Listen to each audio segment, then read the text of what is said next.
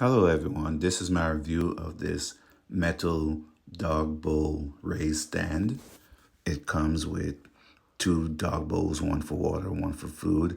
It's made of metal. The bowls are stainless steel and the frame is made of metal. And the frame has rubbery feet to keep it from slipping or moving around. There's some assembly to put it together, but it's just basically two nuts and bolts on either side of one of the legs. You put those on and it's ready to go, and you just stand it up and you put in your bowls.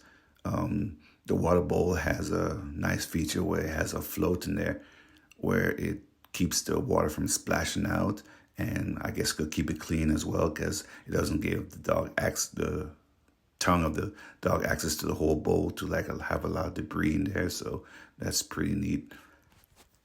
This stand is best for medium to tall dogs that have to bend down a lot to get to their food, and it also keeps the food elevated off the ground. So if you have any critters or rodents that will like to get into the food, it's away from them, so they probably will just go by it. So I like this product, and I hope this review helps.